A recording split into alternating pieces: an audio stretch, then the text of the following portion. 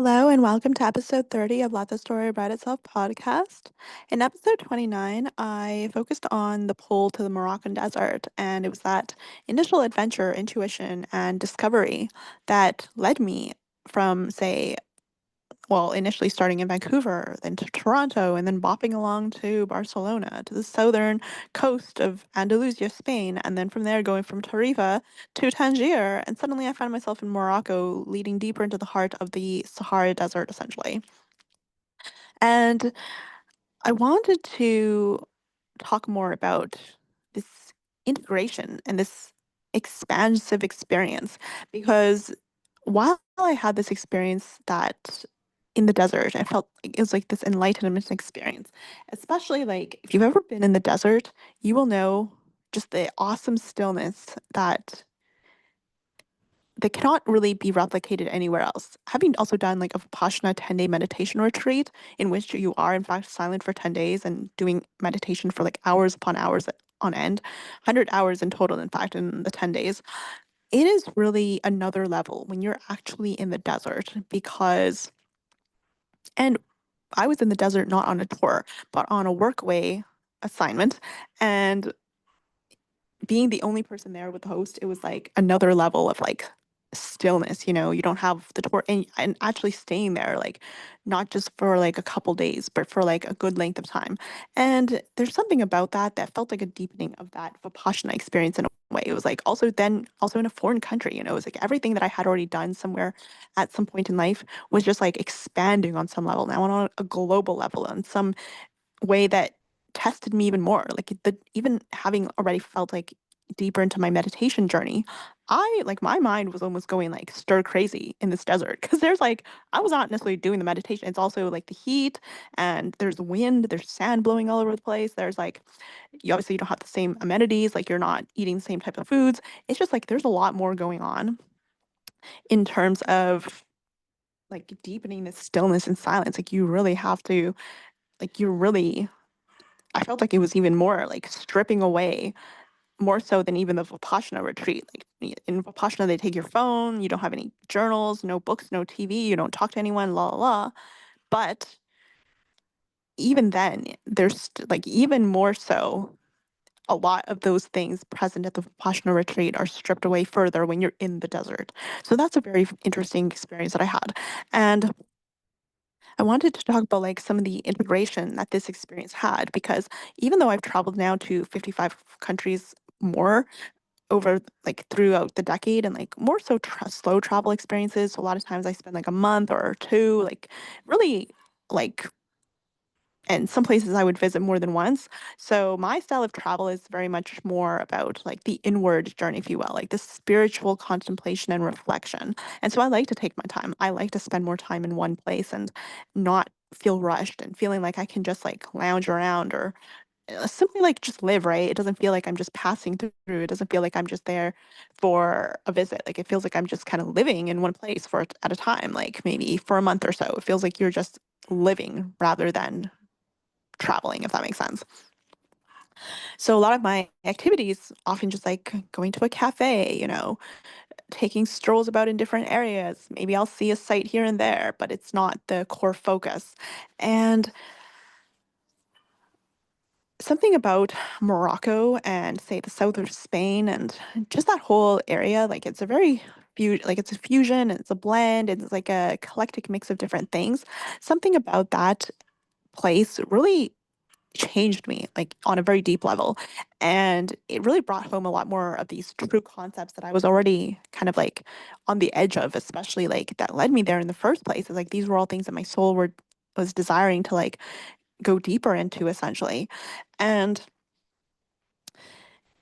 it's this magical realism, like this magical quality that I always tend to live with. Like I don't I'm not a very pragmatic person that is very rooted in the everyday practical and what I think of as mundane. Like I definitely have much more of imaginative, creative, like whimsical type of like personality and character. So I always love to see things in terms of metaphor and symbolism and like this otherworldly lens where like I always see myself as like a spiritual being in a human body, so it's like in that way as well I always know there's something more in like a bigger picture, and that I allow myself to be simply led and pulled to as I feel called.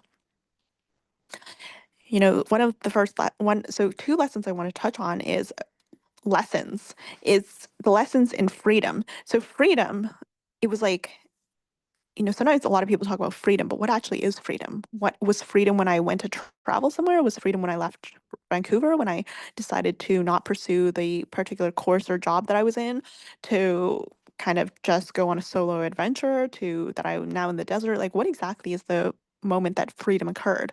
To me, it was the moment that I said yes to myself, to the moment that I said yes to an inner pull, to the pull that I don't know why, but I must say yes. And the only reason I was in the desert at this point is because I allowed myself to say yes at every single point. And at that point also, I was like, I was so not in my head. Like I didn't even have to plan things. Like I went into the desert with like a suitcase strapped to the back of like a motorbike. And I had like a bigger suitcase that I kind of just like left in like the person's home in like the city. It was like a nearby little town. Obviously I couldn't bring that onto the back of a motorbike. So I just took a few essentials to go deeper into the desert. It was just like I think it was just like it wasn't that. It was like less than an hour motorbike on, it was interesting because like their family home was like in a nearby town and that's where they would often go to like replenish on supplies and stuff. Then we would venture into the heart of the desert on the motorbike. And this was like quite unusual because most people going to the desert on like a tour or something, they're going on like quads, they're going in like those big caravans or whatever. They're going with groups and like packing all the stuff with them. It's like here I am with like my carry-on strapped with rope to a back of like this a bit of a dingy motorbike, to be honest. It was like not even like a really powerful type of like big motorbike. It was just like a dingy little one. And it kind of broke down at various points during the journey into the desert, even like literally toppled over onto the sand at one point. It was like pillow soft. So I kind of just laughed. And like the funny thing is like I was so chill. Like for some reason I had like not a care in the world. I was just like, wow, this is like my mind was not even like the typical mind that would might be like, oh no, like you're thinking about all these different things. I was like, just going with the flow. I'm like, yeah, like I don't know. It's like somehow I was like with the whole journey, like say starting from January 2016 and then a month in Toronto, a couple months in, you know, from Barcelona to a few months in, or yeah, to the south of Spain. And then by the time I was like in Morocco, it was like this, it's like I was ready for the desert. Essentially, I was ready for that experience in the desert and just the complete silence there and like all these like like a more foreign culture and the fact that it's like in Arabic and yeah, I was speaking French as well because people there also speak French. If you can't speak Spanish or Arabic, try speaking French in Morocco, essentially. But it was like this idea that it's like I was really transcending beyond just like the limiting beliefs of thought or even like the more clunky, like dense like human logic and like all that noise and essentially just like more streamlined. Like my energy was just flowing. It was like a river, just like a stream, like flowing cleanly and like unobstructed essentially. And that's how I really felt heading into Morocco and into the desert. It was like just this feeling that I was just allowing at those points. It's like I was not necessarily operating from a place of like things have to look this way or that way or this and that. And it was like this is what true travel means to me and this is what true freedom is as well. It's like unlocking that part of yourself, that untethering from all of the logical thoughts and mind processes, and and that's where you end up in the most magical like places that you might not even have thought of. And I remember on like the first night there, I the person was like, do you want to sleep outside, where it's like that's where the magic is because there's like stars, like the stars are highly visible from the desert. So they had like this mattress that you could put out and like actually just sleep in open air. So that's what I did. And it was like the most magical experience. And here I was like literally a solo traveler sleeping outside up like under the open stars. Like I think yeah, the host like slept inside. So I was literally like the only one there. And like I mentioned, this was not even a tour. So it was like just me in the desert. Like I wasn't even like thinking like afraid or like thinking, oh no, this and this and that. Where I feel like if I was ever thinking forward and be like, I'm gonna plan this trip, I'm gonna do this, these are all things that I might be thinking of. But as I'm actually just there, it's like all these things just unfolding step by step. It's like there's not really any like it's just kind of the most easy, like natural, like, oh, of course, like that seems logical. When you're actually there, it's like the thing that might seem illogical in a different state or place, it's like suddenly you're like, Of course I wanna sleep under the stars. Of course I wanna sleep on an open air like, on a mattress in the under the open air overnight in the Moroccan desert here, just like as a solo female traveler with, like there's, like, no it's, like, no tour. It's, like, there's no one else here, literally. And I don't know, it's, like, yeah, and I got to experience that. It was, like and yes, the stars are magical at night in the desert, like, where it's, like, there's no pollution in that sense. There's no buildings obstructing. There's none of the smog that cities have, right? And the silence is unreal. And there's, like, literally it feels like you're the only one on the fricking planet, essentially, like, just a sea of sand is what I describe it as. And, yeah, you're relying on the host because they're the ones, like, with the f bringing you food, you're brought you to the desert, essentially. Like, I just had, like, some kind of trust that I wasn't even, like there was no fear, essentially. It was just, like, all faith over faith, and all faith over fear.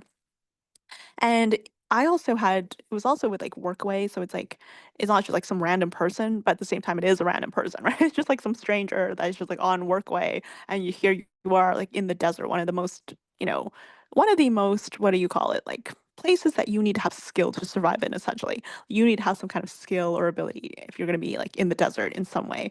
And here I was, like, feeling like I was the only one there. In a way I was, other than the host, obviously, but it's just something of that nature that it was like a once in a lifetime experience, and, like, one of those experiences that, like, how did I even get there essentially? How did this even happen? How is this even possible? And that's really where the freedom was. It's not even the actual, like, physical aspects, like, "Oh, I slept on a mattress under open sky in the desert, without even a torch," like, literally there, solo, and, like, on this, like it's like a volunteer site where it's like a cultural exchange, essentially. They're happy to, like, host travelers, and you might help out a little bit, like, watering their garden. They're building, like, this garden in the desert and, some other little tasks. I helped to make, like, some clay bricks for their well and whatnot and maybe drop some well water, and they're always mindful, like, not to work, like, in the peak of the midday heat, especially just, like, work around those hours, and then most of the time, it was just, like, literally, like, deafening silence and just like the day, literally, what are you doing all day? Like, you realize how freaking long the day is in the desert when there's literally no other activity going around you. The silence sometimes feels incredibly stifling, and that's where I was really deepening that aspect of that meditation practice that I started from Vipassana. I'm like, this is like next level. This is some other level here. And even I was like, how is this person so chill? Like, how is this person just like so okay with the silence and the expansiveness of like nothing almost like not just expansiveness of the sand around you, but even just the time. It's like there's nothing to do. Like, especially beyond just like the little chores that you do here and there. It's like there's literally nothing else to do. And there was something about that so, like, settling and, like, peaceful and, like, "Yes, wow, this is it. This is, like, the silence of the mind and the stillness from within," and, like, that concept, like, the book, The Little Prince, I was like, "Oh my this person is the Little Prince." Like, sometimes I would just, like, peek over and this person, like, wearing their turban, and they're in, like, their Berber suit or, like what is it called? A Berber suit? It's, like, one of those, like, Arab what the men wear. It's like an abaya, but for men, or essentially. And then, like, they'd be, like, just, like, out on the dunes, like, just sat there. I'm like, "Oh my god, this person is literally the little prince." So, it was very interesting that all of these concepts were, like, just converging, and this whole adventure and this journey, I was like, I am literally like, all these ideas and the concept of the little prince, where it's talking about, like, you know, adults to sometimes ask the questions that aren't even the questions, right? You're not even getting to the heart of the nature. You're not even truly connecting with people like on a spiritual level. You're not even truly like seeing the world for what it is because you're so under like a lens of like the conditional and like the almost like a facade and almost like this odd sense of like pretense that you're not really truly observing or being. I was like, yeah, like that's essentially what brought me to this desert where it felt like such a truth telling type of place tells you the truth of who you really are when there's nothing else around you essentially. There is so much silence that it can feel stifling because all you meet there is yourself essentially. And the sea of dunes like all around you, it's like the most surreal and unreal and like magical thing ever that makes you feel like you're in a different world entirely. Like literally you feel like you're on another planet, especially when it's not even a tourist. You don't have all the junk and like trash around you. They can like literally like the litter. Sometimes places feel very, people when they go into the desert on like groups, there's like caravan, all the supplies they're bringing, all their backpack, all this nonsense and everything.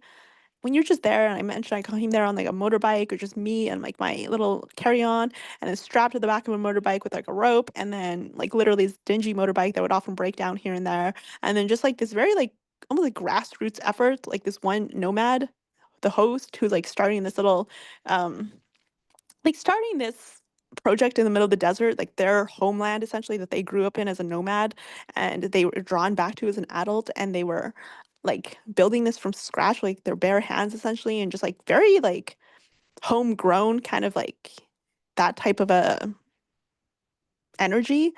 And they would fix their own motorbike and it's like just go into the city to pick up supplies. And then yeah, this workaway had like a small fee. I think it was like came out to like $15 a day that I would pay to like kind of help out with, I guess, when they would have to go and get some food for us to eat or whatever. And then like obviously transport into the desert and then like other little things. So like $15, I was like, yeah, it's like such a nominal fee. And not like obviously I would have like help out and like pull out water from the well and like help to make the clay bricks and like I don't know, just like and a bit of a cultural exchange where like the host could ask me questions about my life and whatever. And then probably also a bit of company. I don't actually know if they wanted company because it seemed like they were so at ease, just like in the silence of the desert. And that's probably why they built this project in the desert and they moved back to the desert from being like having gone to the city to work at some point. So I was like, this is such a phenomenal experience. It's like, whenever would you have this unique thing, like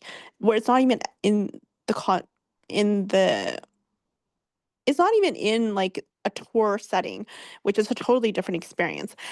But anyway, so to me, this is where the freedom lay. The freedom was this idea, it was like this unlocking from within that allows you to say yes to the journey and the adventure that your soul is pulling you to. It's not the actual thing when you get there or the destination in particulars. It's the what allows you to live in that space. What I call it is a space because it's like that space, it's not like you, the human. It's that space that's you, the spirit. And whatever it is that you're able to remember that allows you to say yes to that, to those inklings that come through now and again. And that's really where the magic comes in, is that trust. It's that knowing that there's a path. And I remember it was like this, I was saying like, because I was speaking French with this person, because that's the only language we had in common. And it was like talking about like le chemin. That's what it's called in French. Le chemin is the same as like your path. It's kind of like, we would talk about like, well, like how every person has a path to walk, and like sometimes your path converges with other people's paths, and like you can never know like what the path unfolding is, but it's like you somehow are just pulled by that path essentially. And like how it was interesting how this person's path led them to like start this project in the desert, and like my path kind of converged with theirs at this particular point in time. And yeah, so these were like kind of the conversations that we were having, and it was this idea that like like le chemin. And I was like, yeah, that's so interesting because that's exactly what it is. It's trusting your own intuition and your own decisions that come from within, because you know your own path. Your soul knows your path. Every person has a path. And this is what happens when you listen to that path, because it allows you to be where you are called to be and to have the adventures and the journeys and conversations and meetings and encounters and that your soul is longing for. Like there's a certain poetry in that. And that's really the space that I live in. Like I tend to be more like of a like mystical, poetical, whimsical, otherworldly, like not so pragmatic focus. Like there's certain quality of the the magical in the way that I view life. And it's not about the travel because the path is almost like the human journey. So to me, it's not about the places that you go specifically. It's about you walking the path, like the le chemin in French, like being on the path and the journey that allows you that brings the experiences essentially, whether it be travel or whatever other life journeys and experiences that unfold along the way, because that really is where the truth and the freedom and the trust all converge. And that's what really where you feel the gratitude and the appreciation for life itself. It's where the resides essentially. It's the choices, the big choices, the small choices, the life choices that is simply from following what feels right, day by day. It's like a day by day choice. And it's like a feeling, it's a calling, it's an intuition, it's a nudge, it's a prompt from within that what might tell you, might whisper, go here, go there, do this, try that, say yes, la la la. And it takes you to the most awe-inspiring magical journeys and experiences that feel resonant with your soul even long before you got here. It feels like something just meant to be. Like it was already written in your soul, written in your path, meant to unfold, and you simply listened once you got here as a human. So that is episode 30 of Let the Story Write Itself.